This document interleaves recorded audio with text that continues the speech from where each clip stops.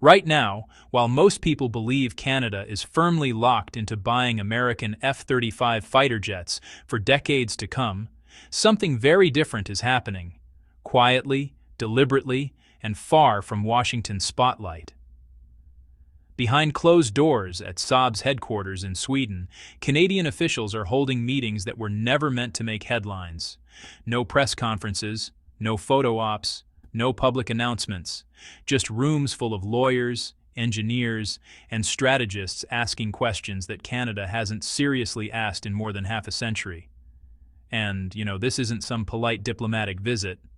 Canada's Minister of Industry, Melanie Joly, didn't fly to Sweden to admire Scandinavian architecture or shake hands for the cameras. Her presence signals intent, serious intent. The kind of intent that only appears when a country is quietly rethinking its future. Here's the key thing most people miss. This is not about buying fighter jets. That's the distraction. The real question being discussed behind those doors is far more dangerous and far more powerful. Where will Canada build its future fighter jets? Who controls them? And who profits from them?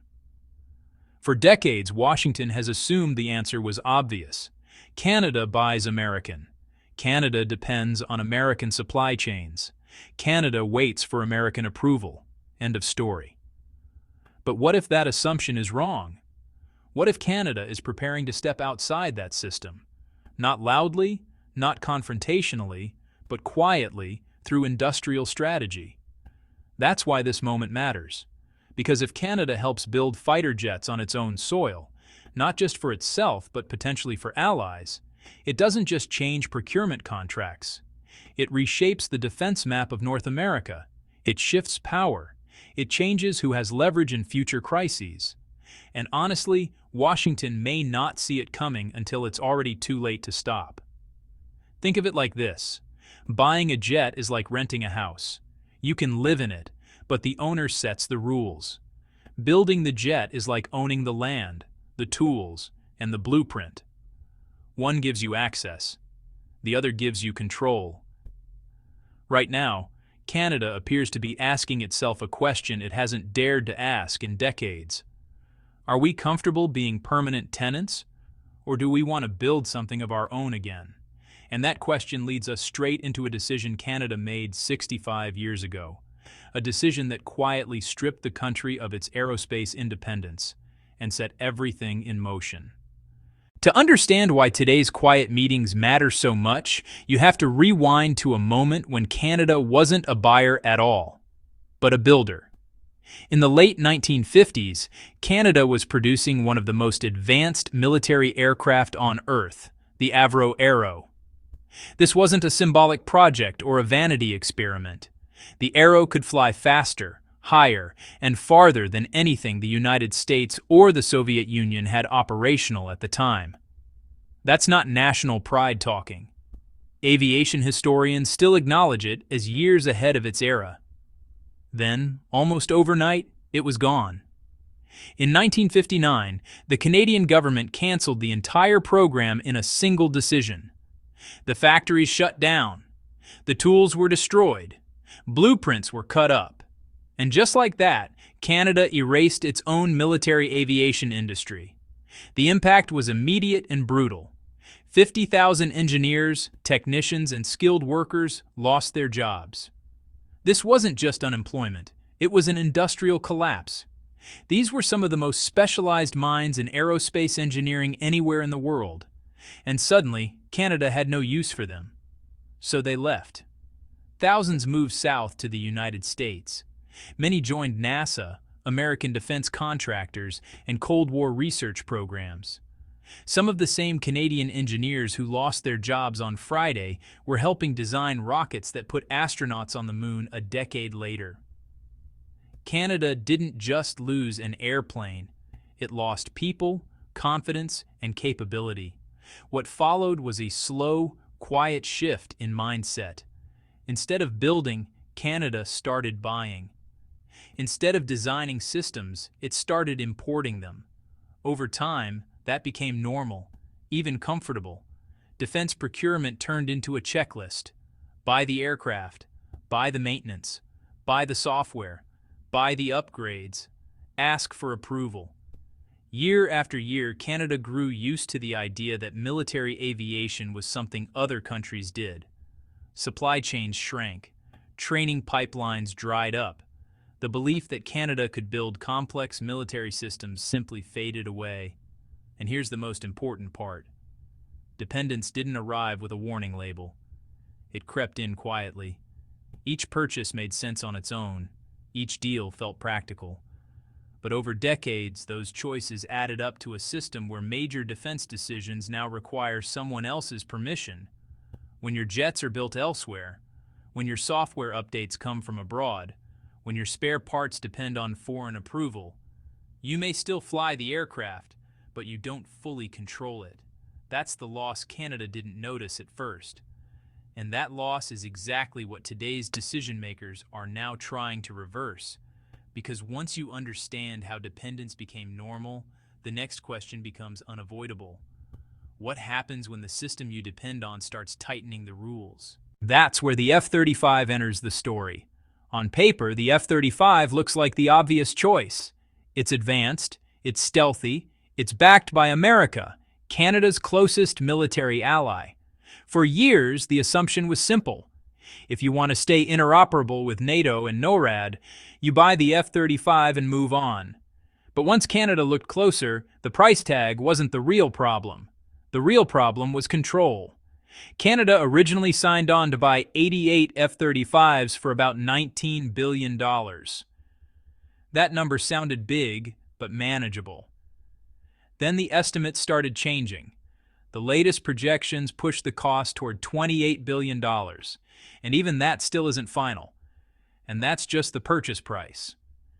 When defense analysts calculated the full lifetime cost, fuel, maintenance, software updates, spare parts, training, and upgrades, the number climbed past $70 billion.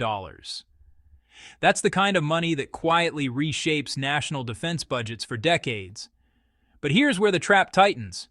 The F-35 isn't just an aircraft. It's a closed ecosystem. Every major system runs on software controlled by Lockheed Martin and the U.S. government. Maintenance data flows through American servers. Diagnostics, upgrades, and even some repairs require external authorization. If something breaks, Canada doesn't just fix it, it submits a request. Think of it like owning a car where only the manufacturer can unlock the hood. Software updates decide what features work. Spare parts arrive only if the seller approves. You may drive it every day, but you don't really own it. That dependency creates vulnerability. If political tensions rise or trade disputes flare up, access can slow. Approvals can stall. Costs can quietly increase without negotiation. And that's not theory. Canada has already felt pressure through tariffs, trade leverage, and supply chain politics. In that environment, tying the entire Air Force to a single foreign-controlled system starts to look less like cooperation and more like risk. This isn't anti-American. It's about strategic survival. Canada isn't questioning the F-35's capability. It's questioning whether building its entire future Air Force inside someone else's system makes sense anymore. Because when costs rise without transparency, when software access isn't yours, when operational decisions need approval, you're no longer choosing freely. And once that realization sets in, the search for alternatives becomes unavoidable. That's when Canada starts looking north and across the Atlantic to a country that solved this problem in a very different way. When Canada started looking for another option, it wasn't searching for a bigger power. It was searching for a mirror. That's why Sweden makes so much sense. Sweden isn't a military giant. It doesn't rely on massive alliances to protect it. Like Canada, it has a small population, vast territory, harsh weather, and long stretches of remote land that still need defending. It plans for survival, not dominance. And for decades, Sweden has lived with a simple rule: never depend completely on someone else for your defense. That philosophy is built into Saab and the Gripen E. The Gripen wasn't designed to impress airshow crowds. It was designed to work when things go wrong. It can take off from short highways instead of giant air bases. It can be serviced by small crews in freezing conditions. Turnaround times are measured in minutes, not days. Think of the difference like this. The F-35 is a luxury supercomputer, powerful, but delicate and tightly controlled. The Gripen is a rugged laptop, less flashy, but built to survive anywhere. And for Canada, that matters. The Arctic doesn't care how advanced your jet looks on paper.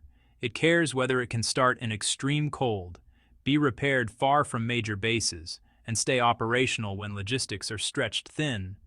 But there's something even more important than cost or climate: control.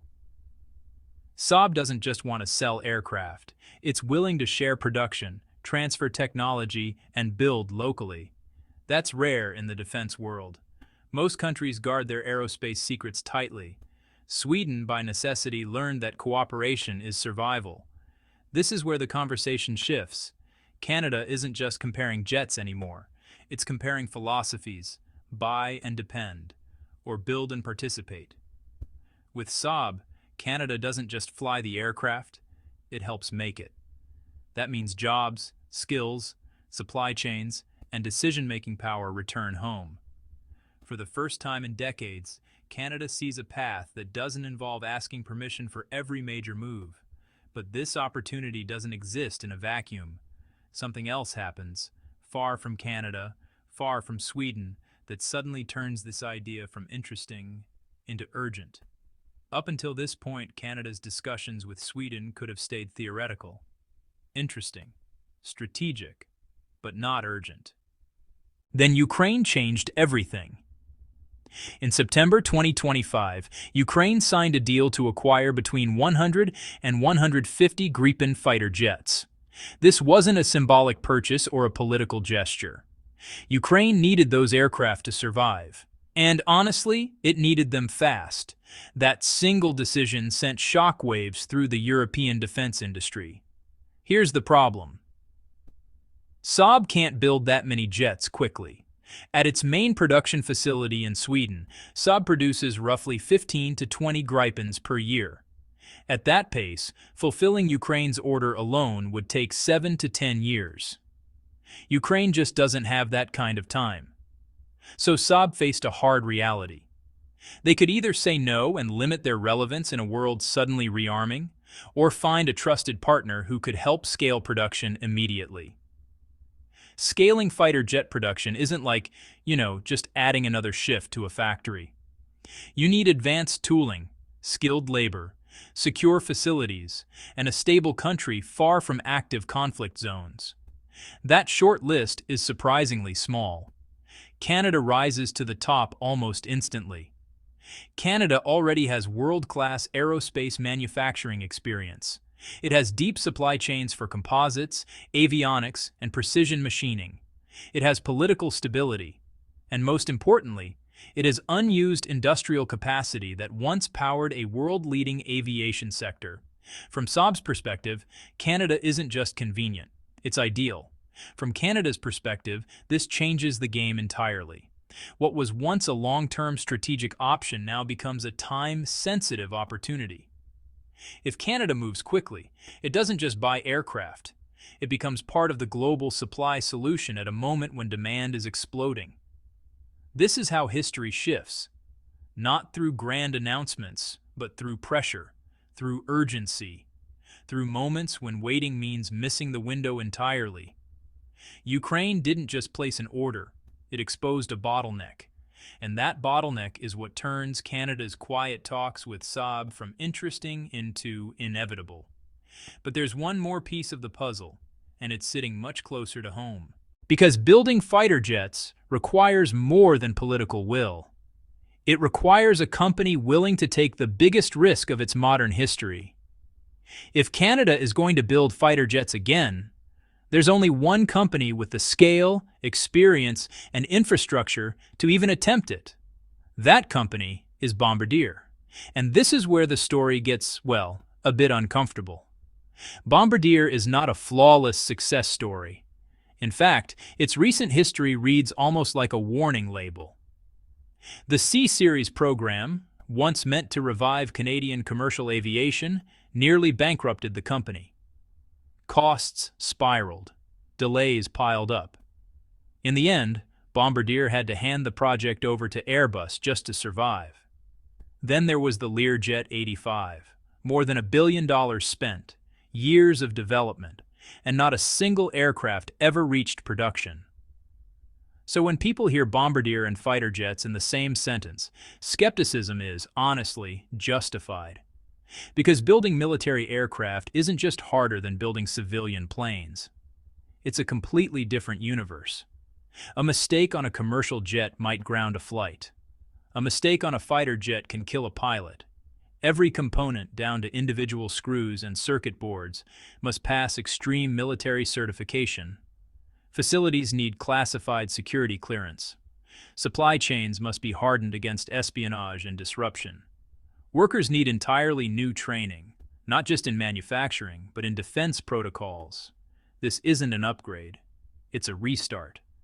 Bombardier would need new secure production facilities, a rebuilt, defense-certified supply chain, thousands of newly trained workers, and billions of dollars invested years before the first jet flies.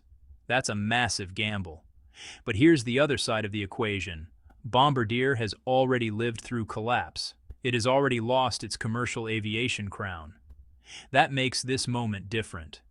This isn't about growth, it's about reinvention.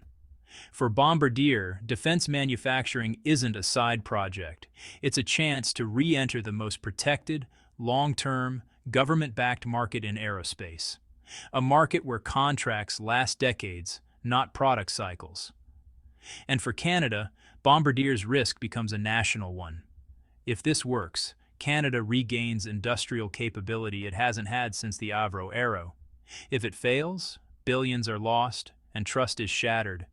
But even if Bombardier executes perfectly, there's a vulnerability no factory can solve on its own. Because at the heart of every Gripen E lies a single component Canada doesn't control: the engine. Even if Canada builds the factories, trains the workers, and assembles every panel and wire of the Gripen E on its own soil, there's one part it still doesn't control: the engine. The Gripen E is powered by the GEF-414, an advanced jet engine made by General Electric, an American company. That single fact changes everything. Here's why. Under U.S. export control laws, Washington has the authority to approve or deny the sale of sensitive military components, even when they're headed to close allies. That means every Gripen engine built in Canada would still require U.S. permission. Think of it like building a house where someone else owns the key to the front door. You can pour the concrete, you can raise the walls, you can install the wiring, but if the key holder decides you can't enter, the entire project freezes. This is the silent kill switch. Washington might not openly block Canada from buying Gripens. That would be politically messy. But manufacturing them is different. If U.S. officials decide Canadian-built Gripens threaten American interests, by competing with the F-35 or weakening U.S. industrial influence, they don't need a speech or a sanction. They just stop approving engines. And in today's climate, that risk isn't hypothetical. Trade tensions have already shown how quickly economic tools can become political weapons. Tariffs, export restrictions, and pressure campaigns are now standard tools of statecraft. Defense manufacturing sits right at the center of that battlefield. This puts Canada in a brutal dilemma: do nothing and remain permanently dependent, move forward, and risk Washington pulling the plug after billions are invested. It's a classic sovereignty trap. And yet, despite knowing this risk, Canada keeps moving. Not loudly, not defiantly, but deliberately. Because the alternative is to accept that full independence is impossible. And that's a conclusion today's leaders are no longer willing to live with.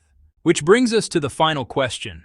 After decades of dependence, after enormous risk, after knowing the consequences, what kind of country does Canada decide to be? Canada is standing at a crossroads it hasn't faced in more than 60 years. This moment feels familiar because it echoes the day the Avro era was cancelled. Back then, Canada chose certainty over risk. Buying was safer than building. Dependence was easier than ambition. And for decades, that choice shaped everything that followed. But this time, the situation is different. The signals are already there, even if they're quiet. Federal and provincial governments are drafting loan guarantees, tax incentives, and workforce funding. Ontario and Quebec are competing behind the scenes to host manufacturing facilities, each offering bigger commitments than the last. Universities and technical colleges are rolling out new aerospace and defense-focused programs, training a generation that doesn't yet exist, but soon will. These aren't trial balloons, they're preparations. Inside the Royal Canadian Air Force, planners are already studying how a mixed fleet could work. F-35s for NATO missions, Gripens for sovereignty patrols, Arctic defense, and day-to-day operations. It's not rejection, it's diversification. And diversification is how countries protect themselves from pressure. Zoom out, and the picture becomes clearer. This isn't really about jets, it's about choice. For decades, Canada asked, what are we allowed to do? Now, for the first time in a generation, it's asking something else. What do we want to become? Independence isn't free. It demands risk, money, patience, and political courage. There will be setbacks, there will be criticism, and there's no guarantee of success. But the cost of doing nothing is already known. It's the slow erosion of capability, the quiet loss of control, the belief that some things are simply too hard to build. This moment could become another missed opportunity, or the beginning of a rebuilt aerospace nation. And that decision won't be made in one announcement. It'll be made through actions, through follow-through, through whether Canada finally finishes the story it abandoned 65 years ago. So the real question isn't whether Canada can build fighter jets again. It's whether it's willing to accept the risk of standing on its own. What do you think? Is this the rebirth of Canadian defense independence, or another era waiting to be cancelled? Drop your thoughts in the comments, share this if it made you think differently, and subscribe for deeper breakdowns of the power shifts shaping our world.